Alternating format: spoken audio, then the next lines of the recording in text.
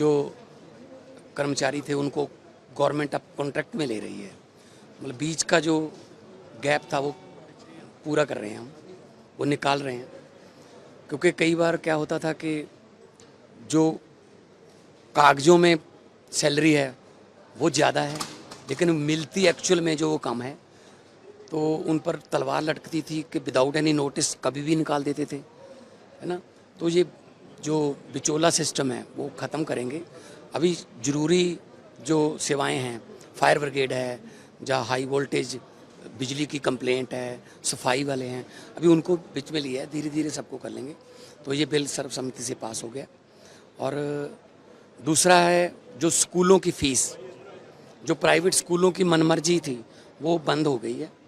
7800 से ज़्यादा स्कूल हैं, 32 लाख बच्चे पढ़ते हैं। स्कूल जो हैं पता नहीं किस किस किस्म की फ़ीसें चार्ज करते थे। उसमें डेफिनेशन दी गई है उस बिल में कि 5% से ज़्यादा पर ईयर वो बढ़ा नहीं सकते। पिछले 3 साल का फोरेंसिक ऑडिट होगा ताकि वो 15% से अगर उन्होंने ज़्यादा बढ़ाई है फीस तो उनको वापस करनी पड़ेगी पेरेंट्स को।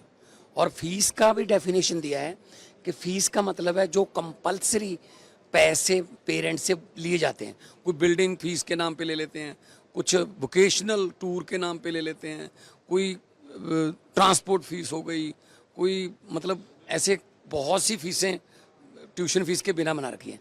सो जो भी पैसा पेरेंट्स को देना पड़ता है हम उसको फ़ीस मानेंगे। इससे बहुत फ़ायदा होगा क्योंकि प्राइवेट स्कूलों की पढ़ाई जो है वो आम पेरेंट्स के बस से बाहर हो रही है।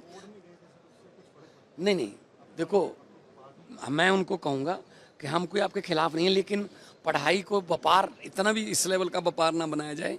विद्या जो है बाबा साहब भीमराव अंबेडकर जी ने कहा था कि जो एजुकेशन है वो शेरनी के दूध जैसी है, जो भी उसको एक बार पी लेगा वो दहाड़ेगा।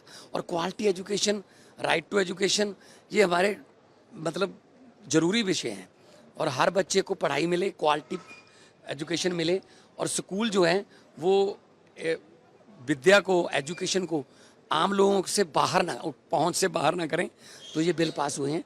एक पेड़ों का बिल है जिसमें प्रस्ताव है कि पेड़ लगा जो है, ख़ास तौर पे जो 70 साल 80 साल 100 साल पुराने पेड़ हैं उनके काटने पर हम पाबंदी लगा रहे हैं। उसके लिए कमेटी बनी है स्टेट की, गवर्नमेंट की परमिशन के बिना। कोई अगर हाईवे निकल रहा है, हाईवे थोड़ा बहुत इधर उधर कर लो, या कोई कॉलोनी बनानी है तो, लेकिन पेड़ को बचाना है क्योंकि वातावरण को बचाना है। आज ग्लोबल वार्मिंग से पूरी दुनिया पीड़ित है, तो उसके लिए भी बिल आया है। वो तो जो मर्जी करवा लो, बीजेपी जो मर्जी करवा ले सुखबीर बादल से। अब उनको तो बस ये है कि कहीं ना कैसे करके किसी न किसी तरीके से हमें या तो कैबिनेट में वापस ले लें दिल्ली में, या हमारे साथ पंजाब में अलायंस कर लें, समझौता कर लें। बाकी समझौते करने के लिए चाहे जो मर्जी करवा लो उनसे। तो अब नहीं, देखो ये इस पे डिबेट होने वाली है, डिबेट होनी है। शायद स्पेशल किस में लाएंगे, पता नहीं कैसे लाएंगे, लेकिन कहा जा रहा है औरतों को रिजर्वेशन, महिला रिजर्वेशन, तो फिर इसी में क्यों नहीं देते 33% जो 542 हैं? ठीक है ना, इसमें कुछ ना कुछ झोल लगता है।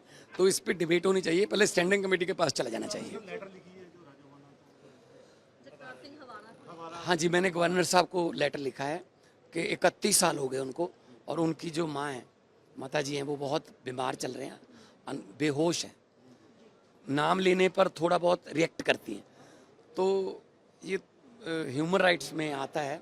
मैंने 10 दिन की पैरोल की सिफारिश की है कि हमें कोई आपत्ति नहीं है, हमें कोई दिक्कत नहीं है अगर वो बाहर आते हैं।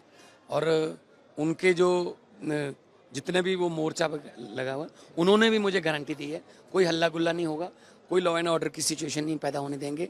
हम बिल्कुल गुरबानी का कीर्तन करेंगे और अच्छे तरीके से जो कानून के मुताबिक शांतिपूर्वक जो है वो अपनी माँ को मिल लें 31 साल बाद।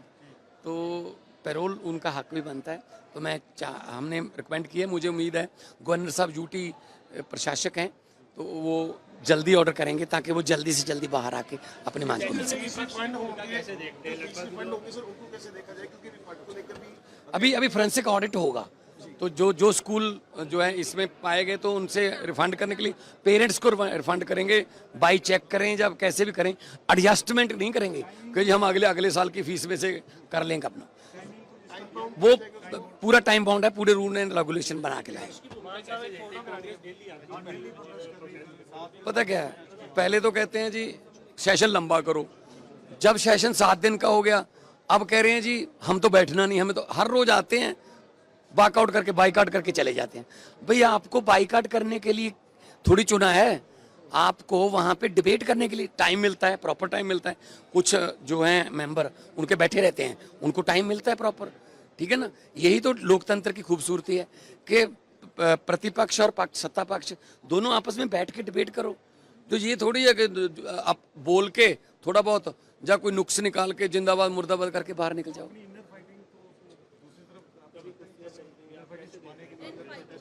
वो देखो, इनकी लड़ाई जो है पंजाब की नहीं है, इनका मुद्दा कोई पंजाब के लोगों का, जब कोई रोड मैप नहीं है, कोई विजन नहीं है, सिर्फ अपनी कुर्सियों की लड़ाई है। कोई कहता है 500 करोड़ में मिलती है, कोई कहता है रेट बढ़ गया है, कोई कहता है कम हो गया है। तो इनको इनकी लड़ाइयां मुबारक, पंजाब के लोग सब देख रहे हैं।